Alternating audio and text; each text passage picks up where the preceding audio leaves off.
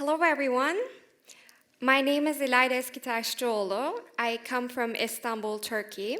I'm a lawyer and a PhD student researching on international human rights law, and I want to empower rural women with this, a sanitary pad.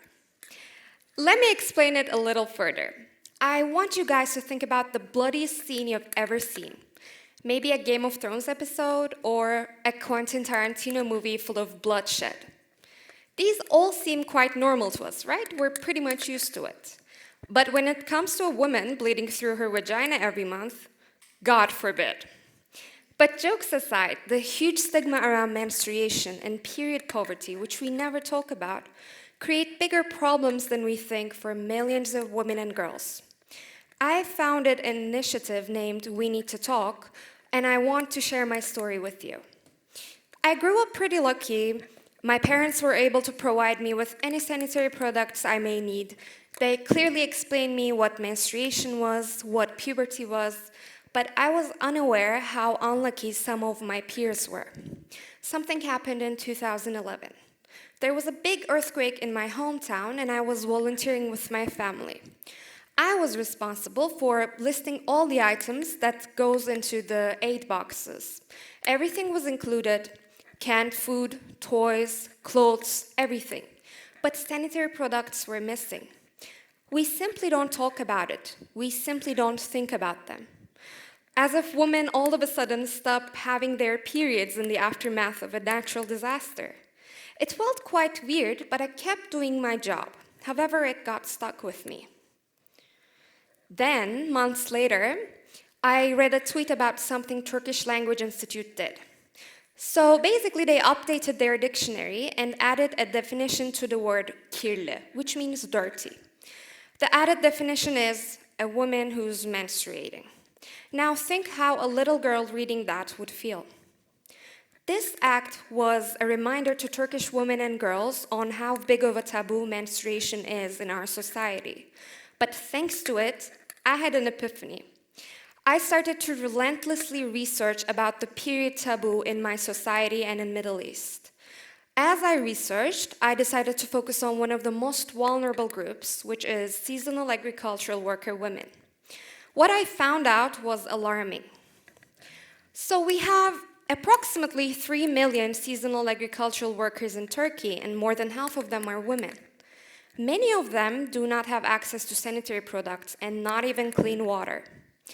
These women who work in the fields work from sunrise till sunset, and at night they have to take care of the children and housework.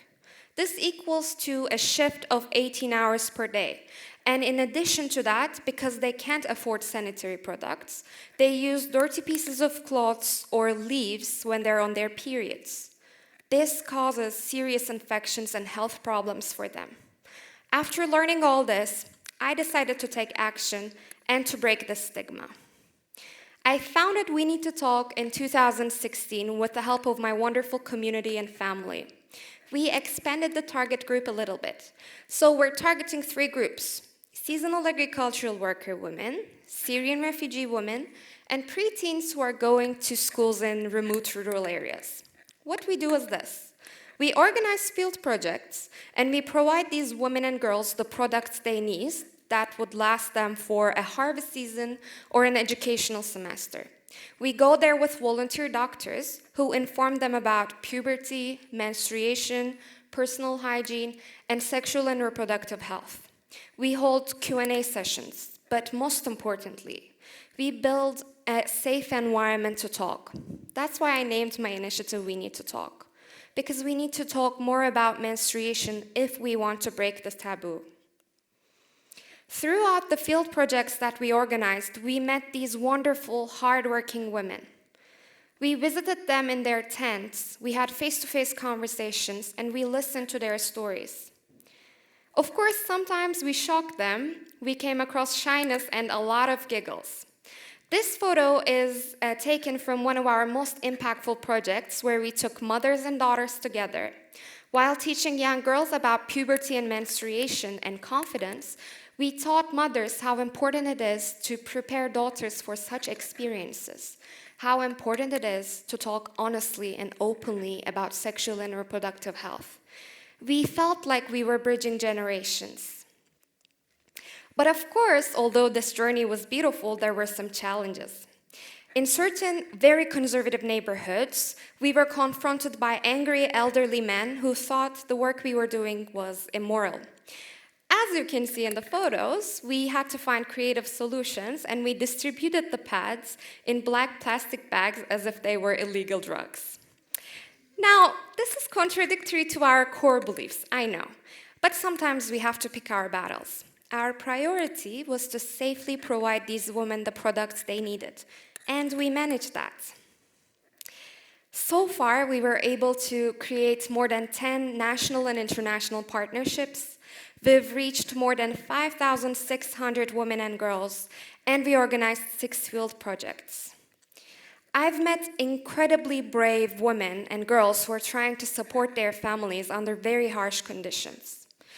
And handing them sanitary products won't change their lives drastically, not even close. But the work we do is still important because we start honest conversations and we show them how periods are definitely not dirty. I ask each and every one of you to join me. Let's talk and break the stigma. Access to sanitary materials is not only about hygiene, but also about dignity. And we believe every woman deserves dignity. Thank you.